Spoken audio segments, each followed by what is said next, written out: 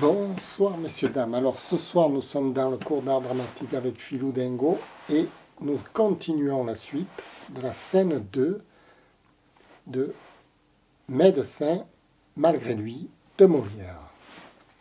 Voilà, je le découvre avec vous, le texte.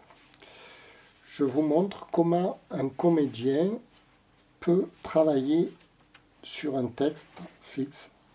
Alors hier c'était la scène 1 avec une entrée en matière du couple, une dispute d'amoureux, on va dire, entre Sganarelle et Martine, sa femme. Alors la scène 2, il y aura Robert, Sganarelle et Martine. Robert qui entre. Oh là là, fille, qu'est-ce que ceci? Quelle infamie! Peste soit le coquin de battre ainsi sa femme. Martine, les mains sur le côté, lui parle en le faisant reculer et à la fin lui donne un soufflet. Et je veux qu'il me batte, moi. Ah, j'y consens de tout cœur. De quoi vous mêlez-vous? J'ai tort. Est-ce là votre affaire? Vous avez raison. Voyez un peu cet impertinent qui veut empêcher les maris de battre leurs femmes.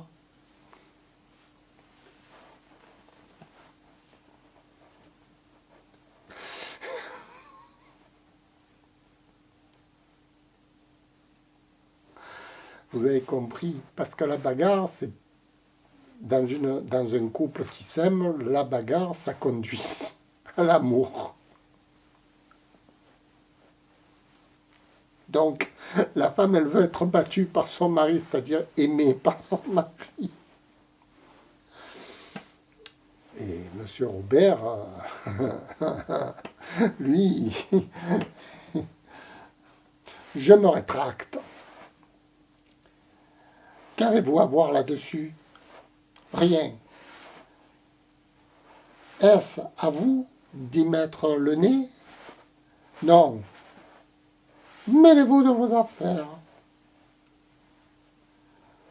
Je ne dis plus mot. Il me plaît d'être battu. D'accord. Ce n'est pas à vos dépens. Il est vrai. Et vous êtes un sot de venir vous fourrer, où vous n'avez que à faire.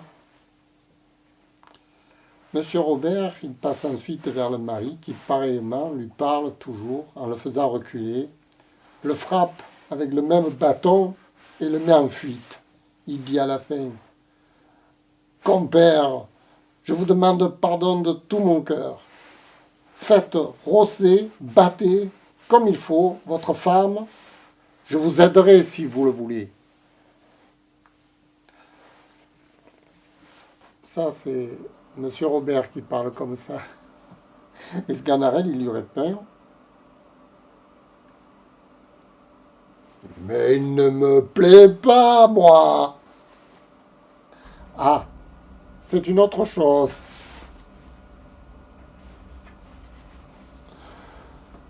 Je la veux battre, je le veux, si je le veux, et ne la veux pas battre, si je ne le veux pas. Fort bien.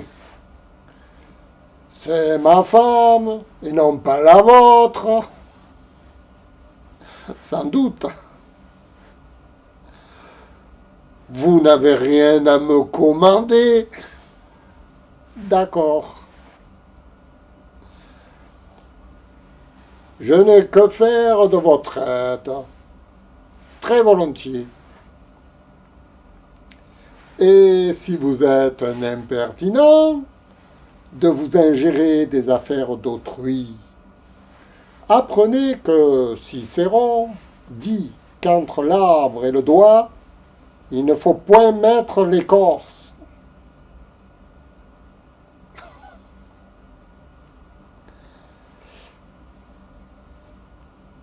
Il bat M. Robert et le chasse. Ensuite, il revient vers sa femme et lui dit, en lui pressant la main, oh, ça fait la paix, nous deux, touche-la.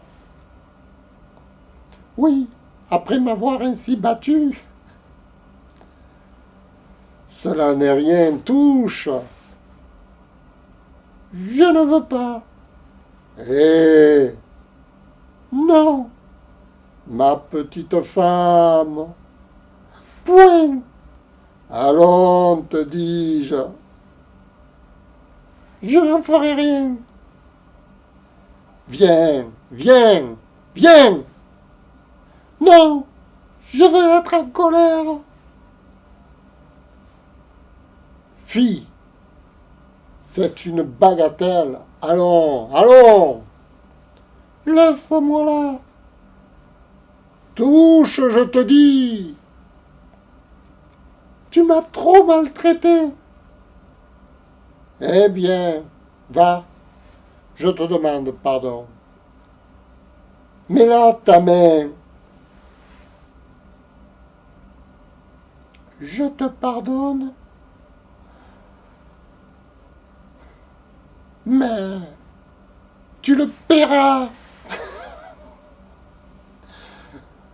Tu es une folle de prendre garde à cela. Ce sont petites choses qui sont de temps en temps nécessaires dans l'amitié et 5 ou 6 coups de bâton entre gens qui s'aiment me font que regaillardir l'affection. Va, je m'en vais au bois, je te promets aujourd'hui plus d'un cent de fagots. Voilà, ça, fin de scène 2. Alors ça confirme la scène 1, la dispute d'amour. Deux personnes qui s'aiment. Et là, elle lui résiste encore, histoire de faire monter encore plus la mousse, évidemment. Elles sont pas folles, les gars. Elle sait à qui elle a affaire. Et lui, tout gaillardi, il s'en va au foin, il s'en va au champ pour rechercher 100 fagots, histoire de dire, je suis fort, je vais revenir. T'inquiète pas, je suis là. Voilà, j'assume. Et M. Robert, lui, il est tombé au mauvais moment de l'affaire. Il s'est fait jeter par le mari, par la femme, enfin. Voilà. C'est la situation de comique. Hein? On imagine très bien hein, M. Robert arrivé, croyant, avec les... Tout se passe dans les sous-entendus, évidemment. Hein? Voilà. Alors là, pour l'instant, dans la pièce de théâtre, on est sur une scène simple. Une scène très simple où on a un couple qui se parle, qui se dispute, qui se chamaille, qui s'aiment pas, qui font un langage, un échange de langage. On a une troisième personne qui arrive, qui prend un peu au dépourvu, qui est un peu gêné. C'est comme s'il venait au mauvais moment et qui se fait gentiment remettre à la porte. Pour l'instant, là, on plante le décor de la pièce de théâtre. On ne sait pas ce qui va se passer à la suite de ça. Bon, on est curieux. On est curieux. Alors, je vais lire la scène 3. Je voulais m'arrêter à la scène 2, moi. Bon, allez, on y va à la scène 3. Martine seule. C'est la scène 3. Martine seule. Alors là, on va apprendre des choses, peut-être. Ah, quelque mine que je fasse, je n'oublie pas mon ressentiment et je brûle à moi-même de trouver les moyens de te punir des coups que tu me donnes. Je sais bien qu'une femme a toujours dans les mains de quoi se venger d'un mari, mais c'est une punition trop délicate pour mon pandard. Je veux une vengeance qui se fasse un peu mieux sentir. et ce n'est pas contentement pour l'injure que j'ai reçue. Elle nous apprend des choses. Elle nous apprend des choses qu'elle aurait reçu une injure.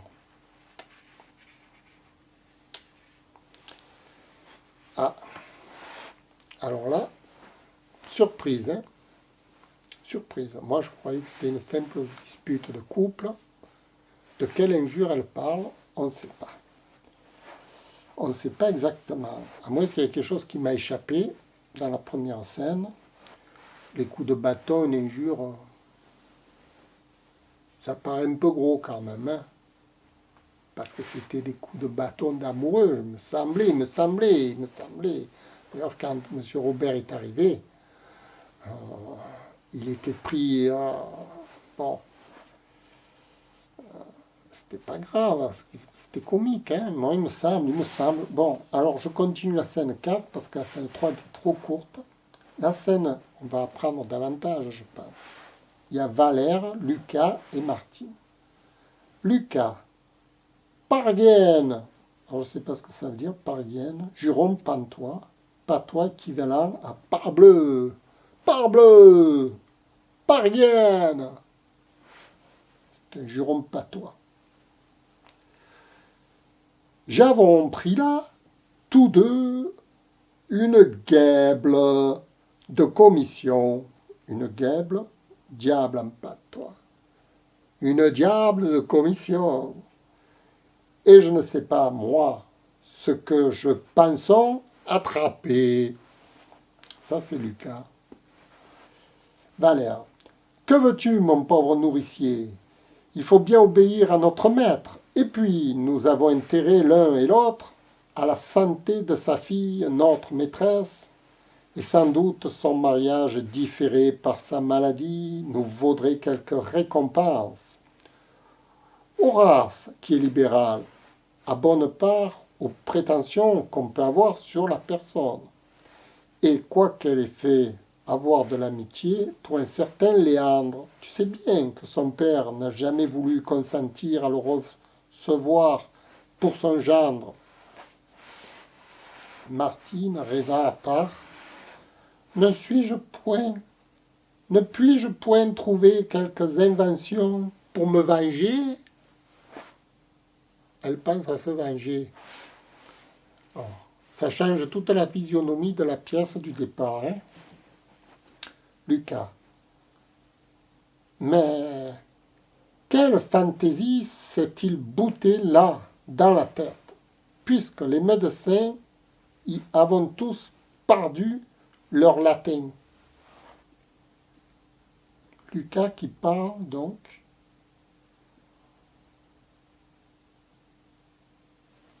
des médecins.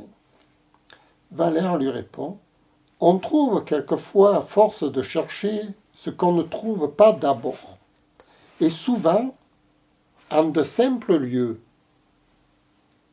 Martine. Oui, il faut que je me venge, à quelque prix que ce soit.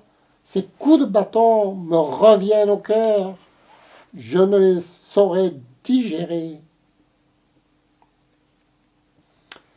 Alors, elle voudrait se venger des coups de bâton. Est-ce que, alors, d'un mari qui lui a donné des coups de bâton, alors là, elle met la barre haut, là. Parce que ce qu'on croyait, ce qu'au départ j'ai cru que c'était une querelle d'amoureux, ça devient soit un drame, un drame dans un couple, ou soit elle monte encore le degré de vouloir se venger pour encore plus exciter son mari en quelque sorte. Hein, il y a les deux. Soit elle veut se venger, elle veut le faire partir, ou soit elle veut se venger, c'est-à-dire recevoir encore plus d'amour. C'est possible, hein, dans les femmes,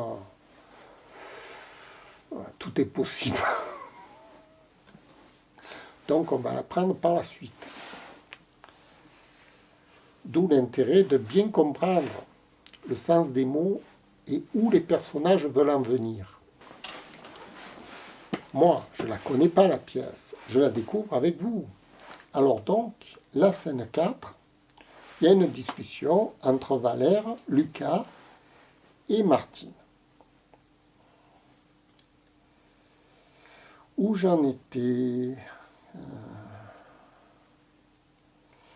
Alors elle dit tout ceci en rêvant, de sorte que, ne prenant pas garde à ces deux hommes, elle les heurte en se retournant et leur dit « Ah, messieurs, je vous demande pardon, je ne voyais pas, et cherchais dans ma tête quelque chose qui m'embarrasse. » Elle est confuse. Valère qui répond « Chacun a ses soins dans le monde, et nous cherchons ainsi ce que nous voudrions bien trouver. » Martine. Serait-ce quelque chose où je puisse... Serait-ce quelque chose où je vous puisse aider? C'est de l'ancien français. Serait-ce quelque chose où je vous puisse aider? Cela se pourrait faire, et nous tâchons de rencontrer quelque habile homme, quelque médecin particulier qui pût donner quelque soulagement à la fille de notre maître, attaquée d'une maladie qui lui a ôté tout d'un coup l'usage de la langue.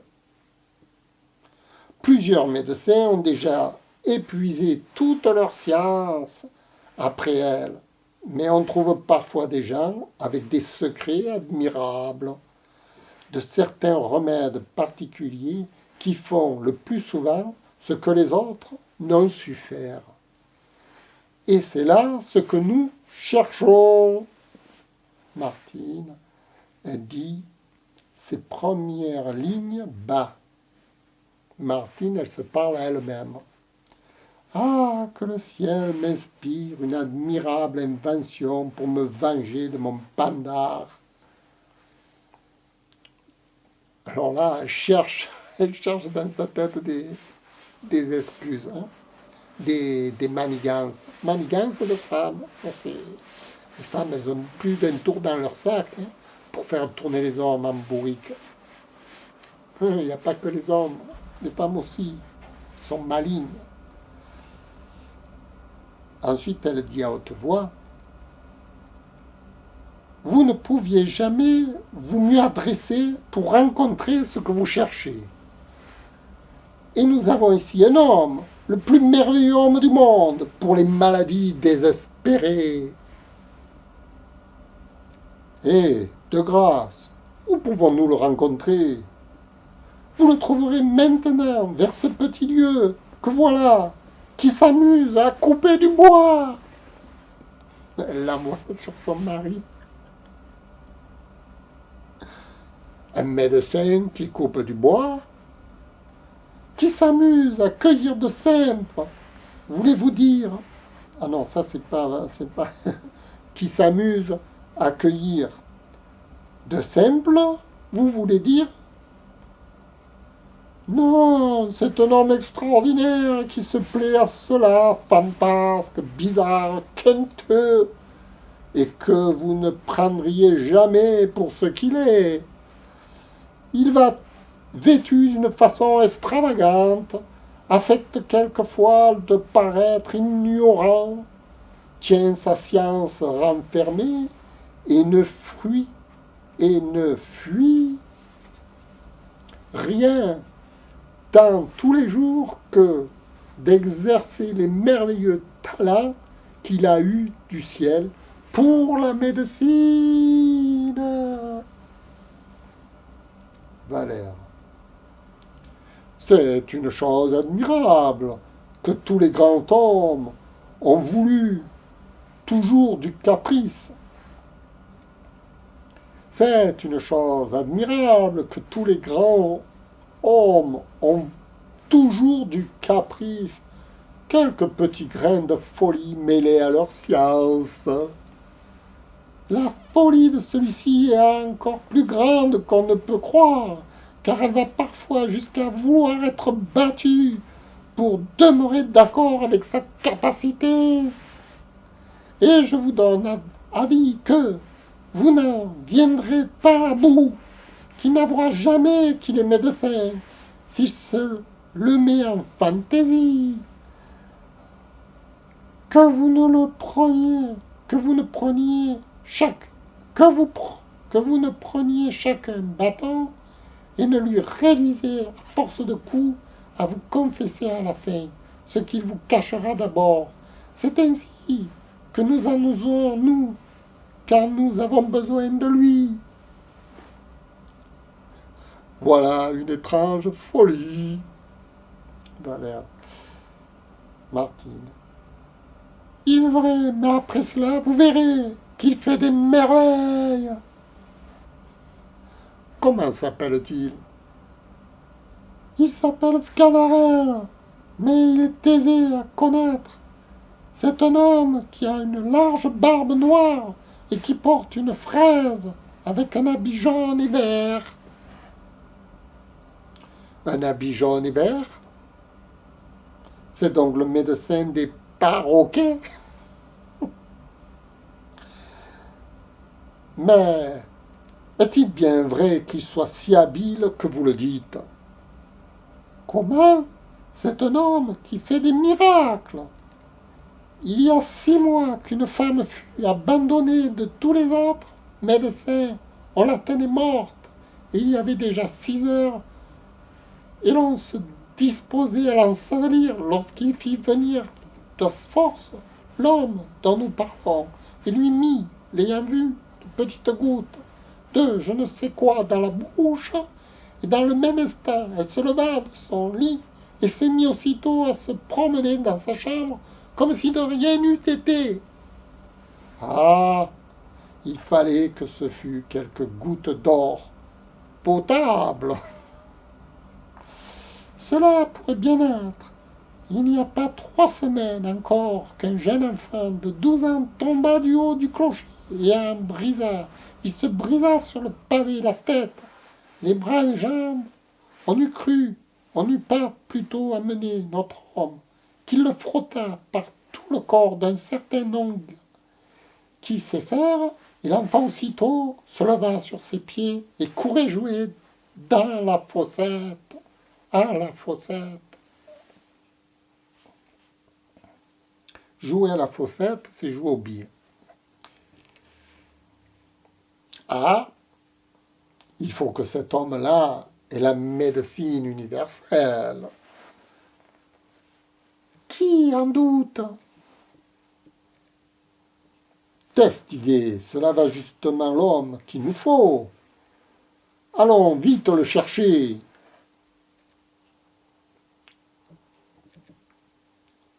Nous vous remercions du plaisir que vous nous faites.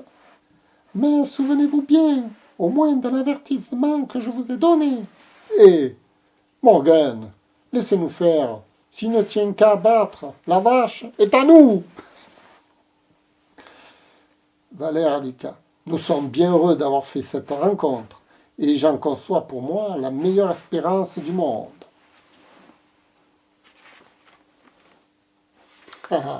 Voilà, fin de scène 4. Donc là, on a pas mal de matériel. C'est la femme qui veut faire une blague à son mari. Oh, une gentille blague. Elle envoie des rustres le frapper en prétendant qu'il est médecin, etc. Elle se venge de sa petite infortune du départ.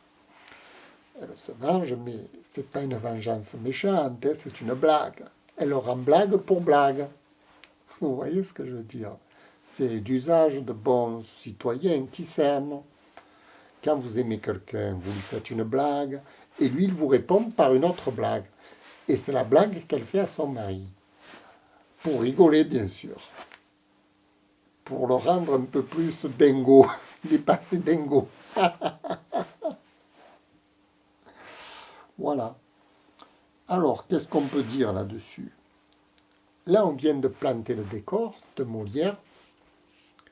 On voit qu'à l'époque, il y avait certaines mœurs. On était assez naïf sur la chose de la médecine, etc. On croyait à des miracles. On croyait à une science divine, divinatoire, mélangée à la fois du bon Dieu et de la science des hommes. On ne savait pas trop laquelle pèse plus lourd que l'autre. On faisait des prières pour guérir. Tantôt on faisait des prières, tantôt on donnait la goutte. On ne savait pas trop. Et un peu tout le monde pouvait se prétendre médecin, en quelque sorte. Suffisait-il qu'il ait quelques dons, des dons de voyance, des dons un peu... C'était le pays, c'était un peu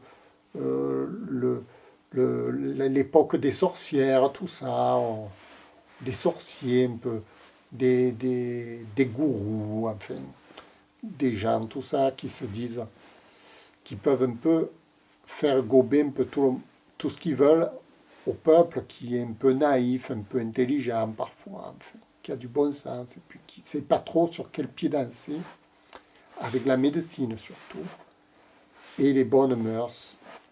Alors, Molière, il va en jouer de ça. Il va essayer de jouer sur la médecine de son époque, puisque le titre c'est « Le médecin malgré lui ». On commence à comprendre qui c'est le médecin malgré lui. On imagine déjà la suite. On imagine que les deux bonhommes ils vont le convaincre de faire de la médecine, et lui, pour essayer de se faire mousser, il va se prétendre médecin tout à coup. Voilà, et on va voir ce que ça va donner par la suite. Je vous remercie d'avoir regardé, c'était pas mal. Je pense que je l'ai mieux lu cette fois-ci. Je vais voir, je vais enregistrer la vidéo et je vous dis à demain pour la scène... Alors là, on est à la scène 4, fin de scène 4. On va attaquer la scène 5 avec Sganarelle, Valère et Lucas. Valère et Lucas qui vont chercher Sganarelle dans les champs pour le récupérer. Voilà. Je vous remercie, je vous dis à demain. Au revoir.